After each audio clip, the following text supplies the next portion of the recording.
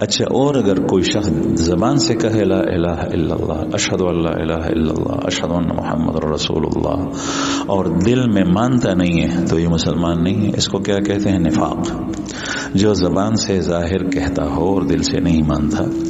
تو پورا دین یہ ہے کہ دل کی جو چیزیں ہیں وہ بھی ساری کی ساری ہو، جوارح کی بھی ہو. یہ ساری ایک وقت میں نہیں ہوتی. اللہ جل شانہ نے دین کے اندر بہت آسانی رکھی ہے، لیکن عقیدہ بھی مومنوں والا ہو، کام اور اعمال بھی مومنوں والے کرتے ہو. پھر جو ظاہری جوارح سے انسان اعمال کرتا ہے اس میں عبادات بھی ہے، اور اس میں معاملات بھی ہے، اور اس میں معاشرت بھی ہے. یعنی ایک دوسرے کے ساتھ جو ہم سلوک کرتے ہیں، یہ میرے ماں باپ ہے، یہ میرے بہن بھائی ہیں، یہ میرا پڑوسی ہے، یہ میری خالہ ہے، یہ میری پھوپھی ہے، یہ میرا چچا ہے، یہ فلاں ہے فلاں ہے فلاں ہے، رشتے یہ سارے کے سارے. تو یہ معاشرت ہے. معاشرت کے حقوق بھی سیکھے اور اس کے مطابق چلے، اخلاقیات کے مطابق کام کرے.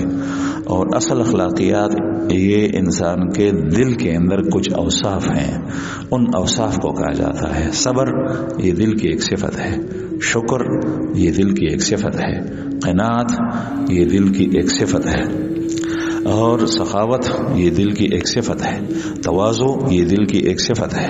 اس کو ایمانی صفات کہا جاتا ہے. اس کے مقابل مثلا تواضع کے مقابل میں تکبر ہے، بڑائی، تو یہ بھی دل کی صفت ہے، لیکن یہ اس کو رذیلہ کہتے ہیں، یہ غلط صفت ہے. شکر کے مقابلے میں ناشکری ہے، قناعت کے مقابلے میں لالچ اور حرص ہے، صبر کے مقابلے میں بے صبری ہے. یہ بھی چیزیں ہیں لیکن ان کو رذائل کہا جاتا ہے. یہ پہلی ایمانی صفات ہیں، اور یہ ایمانی نہیں ہے، اس کے مقابل ہیں، شیطان کے رخ پہ جاتی ہے. تو دل کے اندر ایمانی صفات کو پیدا کرنا یہ پورا دین ہے.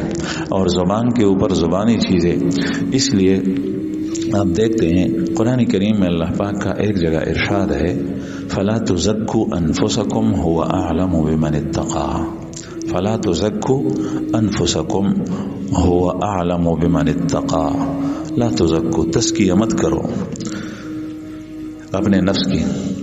هو اعلم بمن اتقى، وہ اللہ جانتا ہے جو تقوی دار ہے. حالانکہ جگہ جگہ ارشاد فرمایا قد افلح من زکاها، قد افلح من تزکا. وہ کامیاب ہوا جس نے اپنا تزکیہ کیا، وہ کامیاب ہوا جس نے اپنے نفس کا تزکیہ کیا اور اللہ کو یاد کیا اور نماز پڑھی.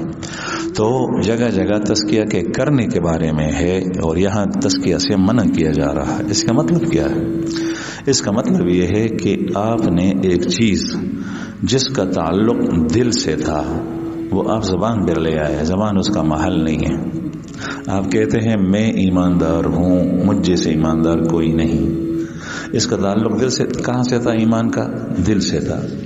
تو دل کے بجائے آپ اس کو زبان پہ لے آئے، وہ کام دل کا تھا، ایمان ماننا، تصدیق، وہ آپ زبان پر لے آئے، تو یہ ایمان نہیں.